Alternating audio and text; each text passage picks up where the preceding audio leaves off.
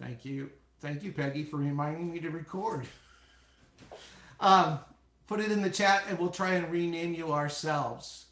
All right, I'm going to share my screen once more as we begin. We'll get some of that going. Welcome, and we hope this is an informative evening for you all. Some notices. Please remember to mute yourself when you're not speaking. That would be helpful. If you want to speak, please raise your hand and we'll try to recognize you or put it in the chat or unmute yourself. This is a small enough group, I think we can do that. Remember that this is being recorded, and put all your questions in the chat. We'll try to answer questions and answers at the end of this time. Our agenda for this evening is introduction, presentation by myself, a presentation by Canon Bean, and then we'll have time for question and answers. And we'll be along more as time goes on. So, all right, thank you. Let us begin. One caveat that we want to make before we begin this evening, both Peggy and I, and that is that we will not answer any questions about the Wayback process. That subject is taboo tonight. We're talking about other things. We'll let you, there's a new set of guidelines coming out this week, and so we'll let you get that from the rest of the diocese. I want to introduce myself for those of you who don't know me. I'm Canon Kevin Huddleston. I also serve as the rector at Church of the Holy Communion in Lake Geneva. I've been ordained for 33 years, 43 years if you count the 10 years I was ordained as a disciple of Christ. Some people don't count those years, but I do. I served at St. Michael and All Angels in Dallas, which was a 7,000 member congregation, as the program coordinator. I've served as the rector of St. Michael and All Angels in Kansas City, 1,500 member parish. Served on the finance committee for the Amistad Mission in Bolivia, and I served on the board of the Jubilee Center Ministry in Dallas, which is a redevelopment of 55 blocks in downtown Dallas, a 50-year project. So that's a little bit about me and a little bit about why I think I'm qualified to be doing what I'm doing. We'll see how that goes as we go on. What do I do? I'm going to put in the chat. There's a link to my job description. You all can click on that link and it will take you to the job description that tells you all about that. But I see my role as to organize, coordinate, and streamline the processes of the diocese in preparation for the new bishop. And also to be a resource, a coach, a guide, whatever it takes to help us move forward and keep the day-to-day operations of the parish, of the diocese and the parishes going as we go forward. So it's a kind of a little bit of jack of all trades and master of none. How can I help? How can we help the diocese, you all, in this very uncertain time? We are in a period of uncertainty. We don't know how long it's really going to last. We don't know what it's going to look like on the other side.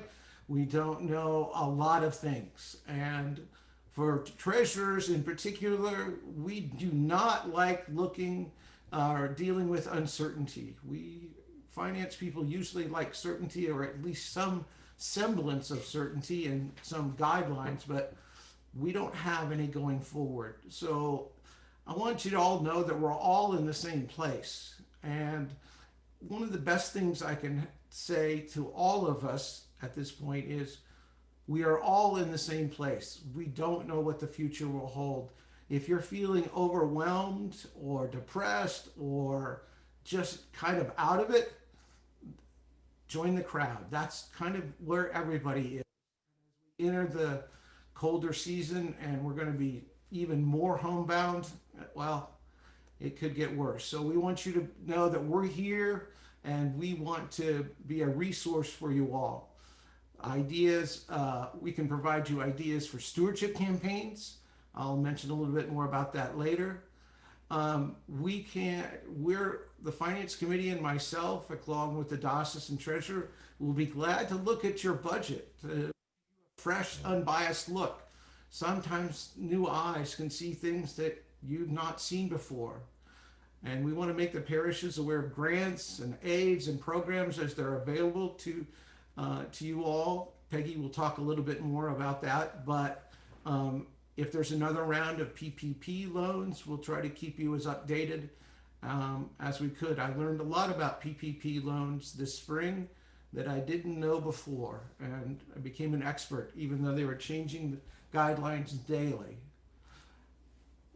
Put specific questions that you have for the finance administration going forward in the chat. That's kind of, I'll look at those after I'm finished and Peggy's presenting, and we'll talk about what's going on there. I will try to be sending out resources and ideas on a regular basis. We are working on developing a database that we hope will keep us more up to date with who's the regular emails and phone numbers, so that we can be in contact with you on a regular basis. I'll be trying to reach out to parishes and rectors over the course of the next year or so on a regular basis. We hope that you are getting receiving all the emails, but if you're not, or someone is not, please give us the idea. It's important that we have the updated and correct contact information, and the right people get the right messages at the right time.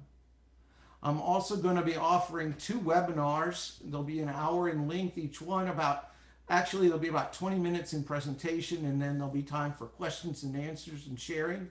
One is a week from tonight at 6:30, how to conduct an online stewardship campaign. And then November 12th, I'll be doing one on budgeting amidst a pandemic. What are some ways we can look at budgeting during those times? Again, I'll present some ideas, and hopefully most of those will be conversations and sharing of information that you all have with each other. It's one of the things we'll say more about here in a minute. What can you do at this time as wardens and treasurers for your parish? Cut back on unnecessary costs. We emailed out previously some lists of some things. We'll continue to do that. But there are some things that all of us can do that will save us pennies, but those pennies can add up to dollars. And we want to make sure that we survive and are able to thrive after this pandemic gets over, and we have the funds to go forward doing that. Consider other ways to improve your budget: grants, aid, government programs. I would also ask you to consider thinking about new ways in which you could utilize your buildings. Traditionally, Episcopal churches have turned to daycares and schools as a way to use their buildings and enhance their budgets. But given our current status, those are probably not good options. But there are some creative options out there that I think we can use to generate income. We just have to put our minds together and think clearly. One of the studies I read just recently was that more new businesses have started in the last 5 months than in the last 5 years. There are a lot of entrepreneurs out there. There are a lot of business startups. So maybe a possibility would be seeing if you can rent an office space to someone on a temporary basis. Finally, communicate with the Canon for Finance and Administration how your parish is doing. It's helpful to us if we have a heads up that you think things might not be going well, rather than waiting till you were in desperate need. It's always better we try not to be surprised. And the diocese is just like everyone else. We're going to be cutting corners, looking at things that we can do to help sustain our money, and also we're going to be concerned about cash flow, like I think everyone in every parish will be as well. If your cash flow becomes difficult, please take advantage of the assessment relief program that was offered by the bishop and the executive committee earlier. if your parish really needs it.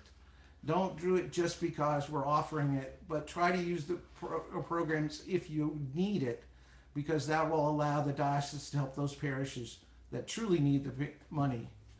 And be willing to try new and inventive ideas. I think this is a time of opportunity. You know, the Chinese word for crisis is dangerous and opportunity, two symbols that they put together. So this is a dangerous opportunity, but it's nonetheless an opportunity.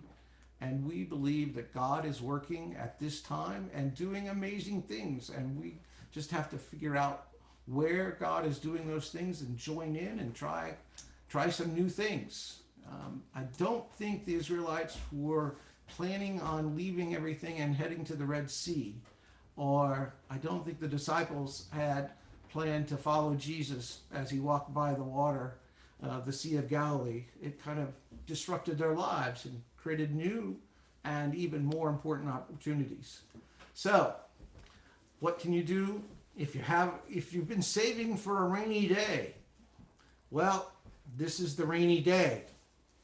And I think we need to make sure we look at our funds and the savings that we have and use them not to use them prudently and wisely going forward, but we still may need to use those. That's what we saved them for. So thank you.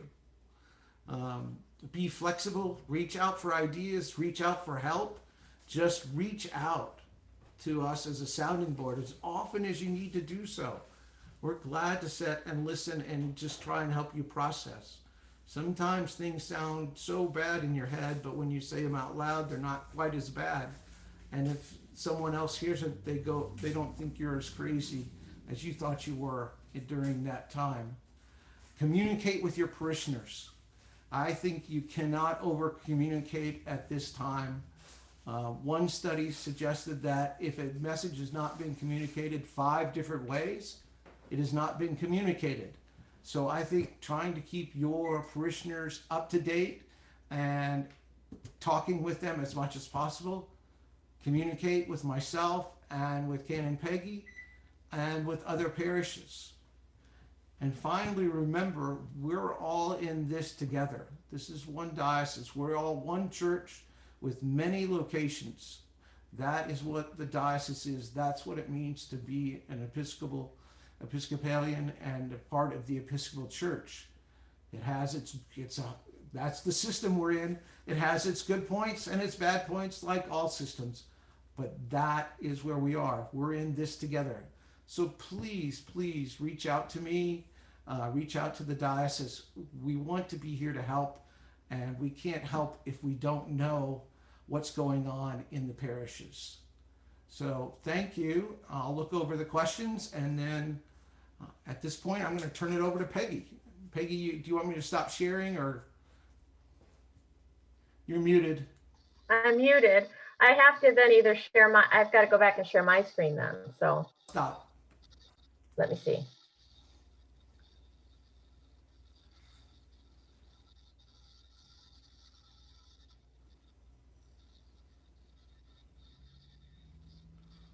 Let me just kind of go through quickly what Kevin just did so I can get to my spot.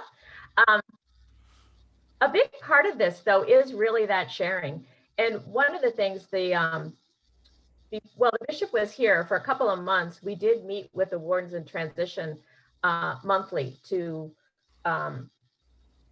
just check in and give them information, because communication is so critical. And that's why we want to make sure that we're starting this relationship and to stay in touch with you. But the wardens, for those couple, we met every other week, and it was great because together they were able to ask questions, send resources, talk about stewardship, talk about budgeting, talk about annual meeting. What is somebody doing? What aren't they doing? What other issues are they having? So it was really great. And we figured this would be a wonderful place for all of you to begin to share that information. Now, tonight is one, just to kind of get everybody on board. We want to keep it shorter, so that's why we want to gather as much information as possible, see what topics are of interest to you. We know the stewardship one is, we know the budgeting, which is why Kevin has those 2 meetings that are coming right up so that you can join into those. But we want to make sure that we do give you some opportunity to let us know so that we know what's on your minds and what kinds of things are important to you. So the first thing, oh, and let me just say, because there are probably some people, I know most people, and I always forget this, but my role in the diocese is working with churches in transition. So that's a key part of it, as well as congregational development. So when we talk about grants, or if we talk about parishes that are really receiving some financial assistance, that I work with the Commission on Mission Development. So those are the 2 areas that I oversee. But now let's get back to the e-news. One of the things I always tell wardens and vestries is make sure you're getting the e-news. So if you're like, what are you talking about? Then obviously you need to sign up for it. And if you're not sure, just let Barb Klauber info@diomail.org, and we'll put that in the chat. Let her know. Come back to that in a second. Let her know that you want to be part of this, and that is out weekly. So any updates, anything that's happening, you can just scan through that quickly. At the end of this, we will have a resource page that will have the links actually in there. So I'm saying you have to send that, but we'll get that to you, and we'll put that in there before we leave so that you have that information.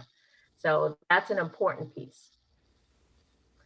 Website and social media. Sarah Bittner's fantastic. She is our communications officer. She makes sure that the website is up to date, anything that needs to get out there. As Kevin had said, we're working on a database so that we have the group, so that if we want to just send something to the treasurers, because I know from a number of you that have said, hey, I haven't gotten anything, I'm not sure what's happening, I've got these questions.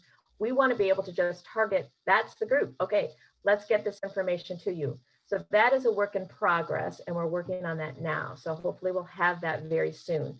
So in the meantime, make sure you check out the website, make sure you're on e-news. We do have Facebook, Instagram, all of those different ways, so that she is great at making sure that information gets out at least 5 ways. So that's a great resource right there.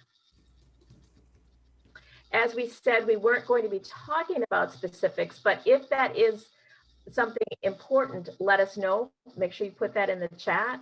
We want to, as Kevin said, we did hear from Bill Dunlap, a update is going out tomorrow. So that should go in the e-news.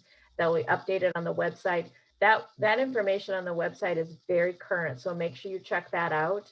I do tell parishes to get your plans in place so that when something changes, we'll be ready to go. So if you've got any questions, that group is a great group to talk through.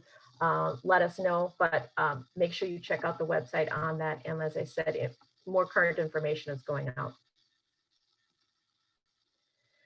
We just wanted to make sure that you had some other resources. So sometimes we get so stuck in our own stuff, in our own church, and all the things that are just going on are not going on, and we worry about things. And so you're going to see a few of these resources on the next couple of slides that will have more information to kind of let you know what's going on out in the world. What are other churches being faced with? What are other dioceses? How are they handling things? So that we aren't alone. A number of people are saying it's so good to see that we're not alone. And we aren't even in the Diocese of Milwaukee. I was just on a call yesterday with Province 5, 6, and 7. And I think all transition ministers are kind of like, what are we doing? So being together and just seeing each other and hearing each other and saying, oh, all right, I'm okay. I know I'm struggling here, but some things are working well. And it just was really helpful. So we want you to have a few other resources where you can just read some articles, kind of skim them. Sometimes when you read something else from someplace else, it just kind of gets your imagination going.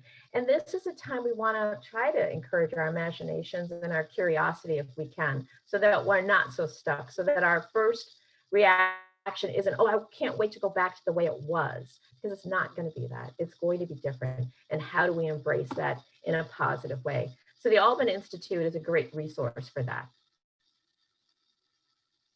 There is an article that'll have a link to it too. 5 reasons why 2021 should be the new base year. You know, what the pandemic has accelerated. If you look at some things, articles on Episcopal News Service, which will also have a link to that as well. There are some really pretty dire articles, and I know that we can get pretty depressed about things, but I think we also need to be realistic, and we need to read some things and see, well, if we don't make some changes now, where are we going, and what do we need to pay attention to? So take a look at this article, see what you think about it. Kevin had raised the grants. So the Commission of Mission Development, you know that we normally give out 2 grants, a spring and a fall grant. And so this year we decided that we would focus the spring grants on technology needs. And we did give out about $52,000 to 18 different parishes for technology. And so and the highest grant was 5,000. I mean, we wanted to try to give as much money to as many churches as we could, realizing that some churches were in a better spot than others. Or when you go back to the website and you look at the COVID response, there is a section on there that talks about the digital space. And the technology grants weren't just about, oh, let's give you money so that you can increase the equipment that you have. We also wanted you to really look at technology and look at that digital space. What does the website look like? How easy can people come in to navigate and see what we're doing? Do we have online giving? There are a number of different things that we wanted to begin to look at this space. How do we have some of these groups that people seem to be coming on a regular basis? Believe it or not, we have some churches that are growing, that have added people during this time, that have even added people to their Bible studies, or just to the parish, or during a variety of things. Sometimes the choirs, they'll blend with another church. So there are different ways that people have been connecting. So we wanted to offer those grants, and as I said, we did. But we thought now there are a few things that people maybe discovered about themselves and they still need a little bit of extra money to do. It may be technology or some aspect of technology, but it may be something else. We know that a number of churches are working on music in different ways, and so sometimes they may need a little bit of more money to help with that. So we do have this grant, and again, you'll have a link on there that's due November 15th or 16th. I see the 16th here, but in my head, I thought the 15th. It doesn't matter. Either day is fine. We'll say the 16th. But just get your grants and take a look, see if there's something that you need there. We do have some additional monies available that we want to make available to all of our churches.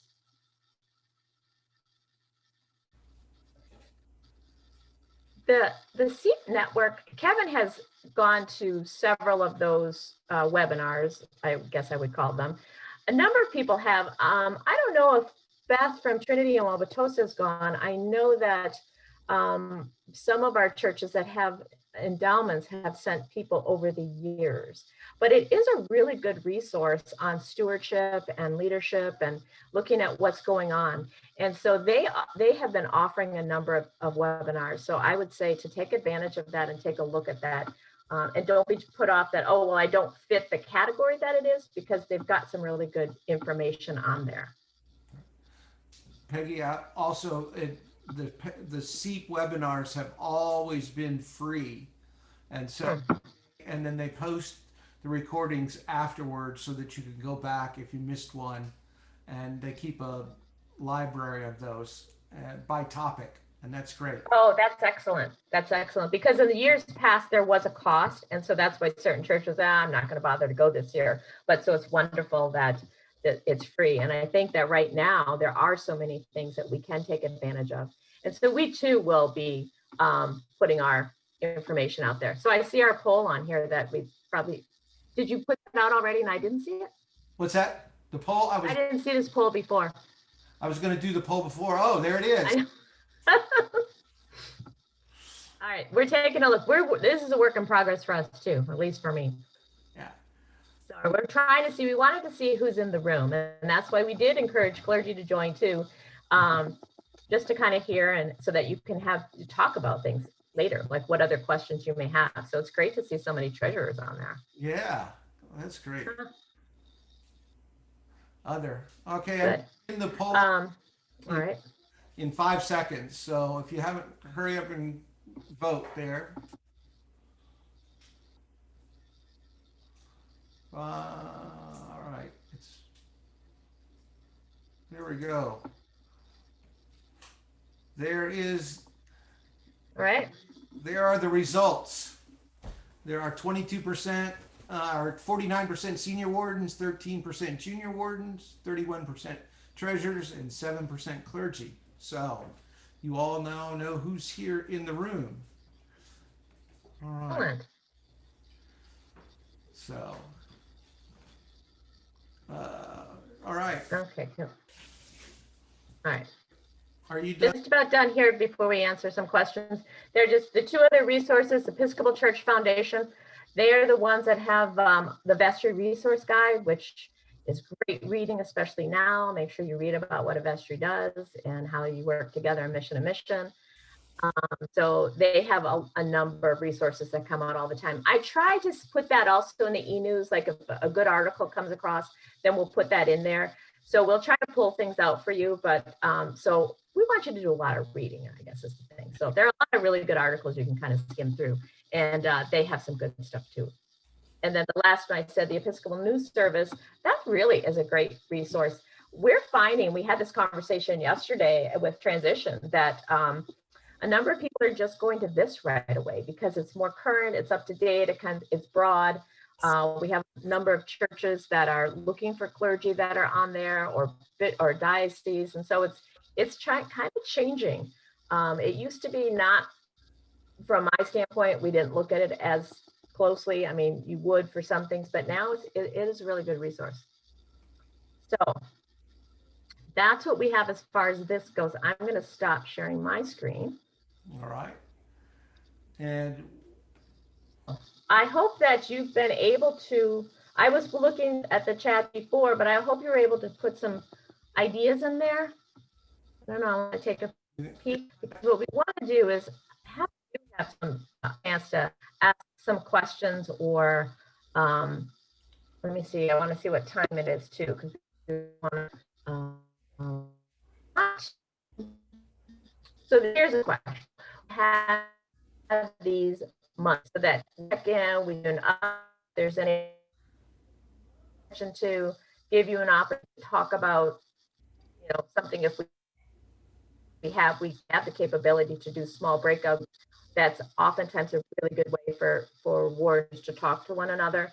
So we wanted to do that at this, and to offer additional, like Kevin was 1 hour, let's focus just on budget, or let's focus just on stewardship, or let's focus just on how we're using our buildings. And that way then, like for instance, I did see the question about, well, what are some ways to use the buildings? And what about if we have to pay taxes? And there are some people that have chosen to do that anyway. And I know St. Luke's in Bayview, they have.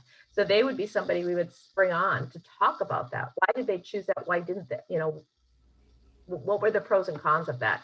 And so that's what we're hoping too, is to add those in, because we want to provide as much, but we don't want to overload you and have you feel that, oh, I've got to join another meeting, because you might have, you know. So kind of knowing the meeting looks good, and if there are specific things that you would like to, can't remember polls, Kevin.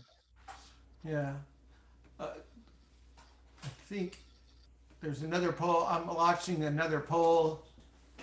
Did we have another one? Yep, I have another poll about how often we would like to meet. I saw a couple of questions in there that I think. There we go. There we go. You guys can start filling out that poll. But there was a couple of questions in the chat that I thought we could address at this point. One was St. Mark's talked about winterizing their building. Someone else suggested that they just lower the temperature so that the pipes won't freeze, and that way you don't have to do the expense of winterizing and all of that, which is a good idea. But both options I think are open for us going forward. Another question was about a general 10% reduction of assessments for the coming year across the board. One of the things that I will say that the Finance Committee as a whole, and Mike Weber, if you want to jump in and say anything, you can, is that we don't believe in the peanut butter approach, which is we make one rule for everybody, because everybody has different contexts, and so we want to try and take each person's context in consideration of what's going on. And so if you really are struggling, just let us know, and we'll uh, come through and we'll look with you and see what would be the best option for you guys going forward. And then we'll try to do some specific things. The more specific you can give us, the better off it is for us to give you, direct you in the right place for resources. So,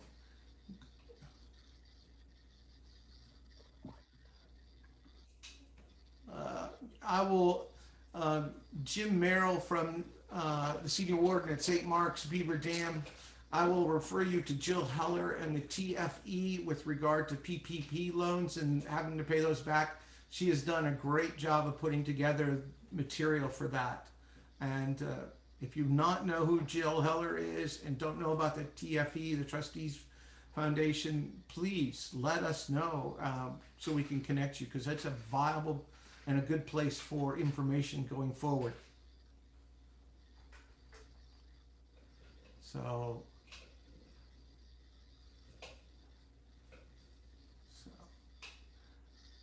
okay. You see any questions there you want to answer, Peggy? I know that's what I was trying to see. Well, let me move this.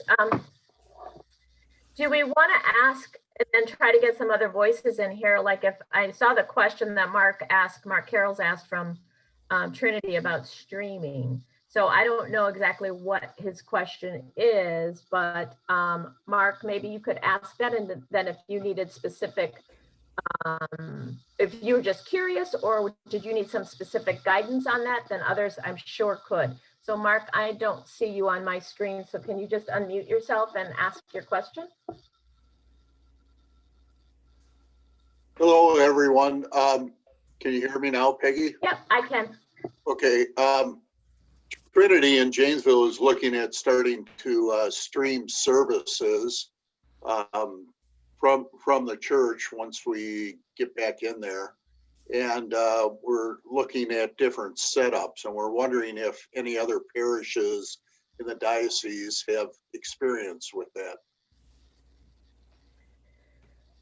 So if there's anyone on here that can answer Mark, because what we usually do when we were looking at the tech grants, and I'll tell you what we always did, is we sent you over to Don Fleischman or John Washbush or somebody. So I don't want to always send anyone to Don, but is there someone else that has been streaming and maybe we'll be able to connect with Mark? At St. Aidan's, we are recording our Sunday morning service. We're using morning prayer. So I help record on Friday morning. It's not live streamed, but it's recorded. So I don't know if that's any benefit or not.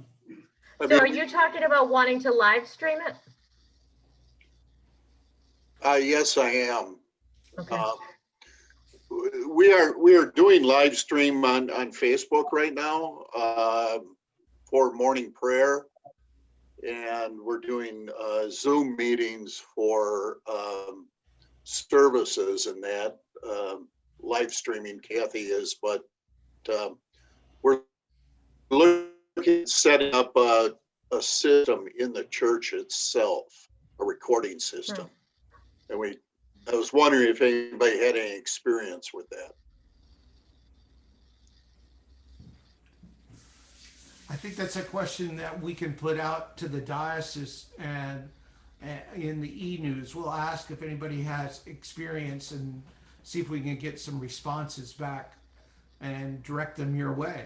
Yeah, I mean, I would put you in touch with, like, we did that. We've talked about this number, and they're seeing for a variety of pre-recording. That's why you'll see a number of people do the pre-recording. But yeah, reading some of that there is the pre-recording you can do it maybe do a little bit more. So, but we can check on I'd like that. to add And thank- also that we have a approved plan for doing live streaming, but because the numbers in Jefferson and Dodge County are so high, we have the equipment from a grant, but we are not putting this into place because we feel it'd be risky, you know, that we'd have to involve maybe 7 people. So we're not doing it at this point. Right. Yeah. Yeah. Thanks, Alan.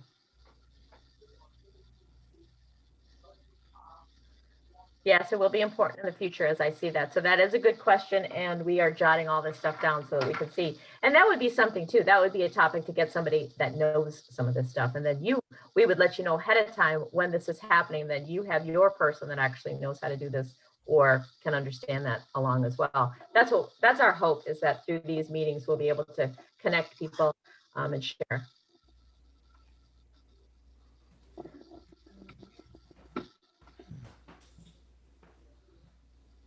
I will say that all of the things that I have been reading and webinars that I've been attending say that we need to prepare for a hybrid church going forward.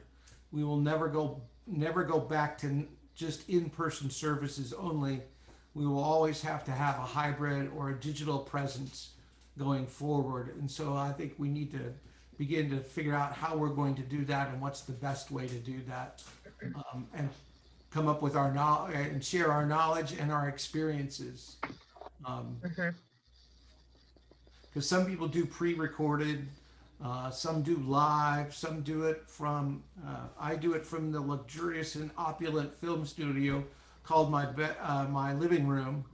Other people do it in church, other people do it, different places. So it would be nice to have different ideas about what people are doing. Yeah, and another topic that I would love to hear more about, and I get to hear from a number of people, but it's about the outreach and it's about the different things that you still have been able to do. And that a number of ministries, when I talked, I'm looking down in the corners where Ellen is for St. Paul's and Watertown. I talk to anybody from there, they're so tired because they're doing all these things. And yet there are other people that are like, well, what do we do?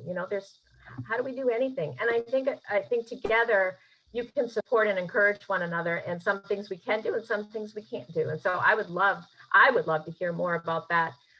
If that's something important to you, to hear how people are still connecting and living into their mission. That may also fit with our building. Do that, is it just because we need some money, which may be, but it also may fit some missional need as well.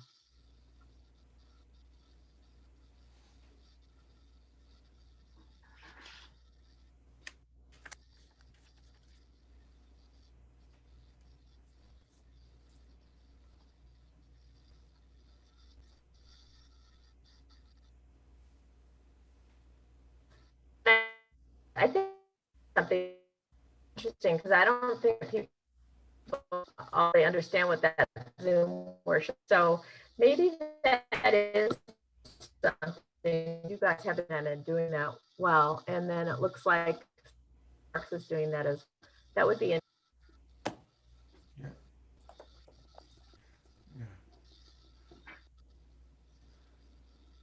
Other things that people have that either you want to ask now that you've got everybody, or to put in the chat. What are people thinking about for a annual giving pledge program? We've already sent a letter out in the past week, and it was with the Peg and the Bishop. We were feeling they're not sustainable in we're recommend that we so and we highlight all of our financial realities for this year and next year.